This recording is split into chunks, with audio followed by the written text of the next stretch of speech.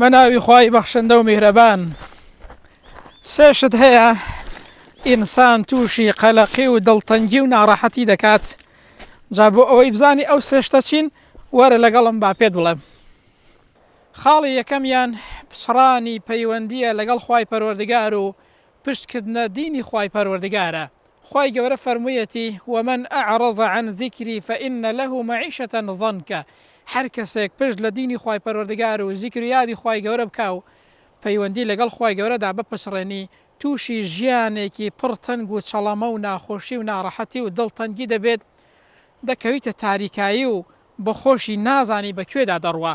پەیوەندی لەگەڵ خوادا بەهێزکە، دڵت ئاسوودە و خۆش و کامەران دەبێت.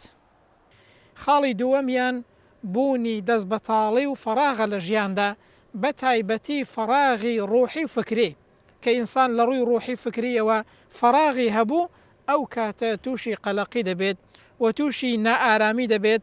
جاری واش هەیە تووشی لادان دەبێت.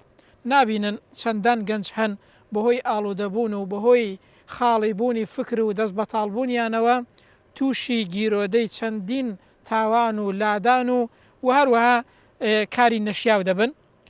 خاڵی سێیەمیان هاوڕێی خراپە، خوا پەناماندات. گوتراوە ئەساحیب و ساحیبون، هاوڕێ ڕاکێشەرە، یان بەلای چاکەدا ڕات دەکێشێت یان بەلای خراپەدا. جا ئەگەر ئینسان وریانە بێت هاوڕێکانی بەلای چاکەدا ڕایان کێشێت، جاری وا هەیە هاوڕێی خراپ ئینسان بەرەو خراپە دەبات و بەرەو خراپە ڕات دەکێشێت. گوتراویشە هاوڕێ یان دینبەرە یان دیندەرە.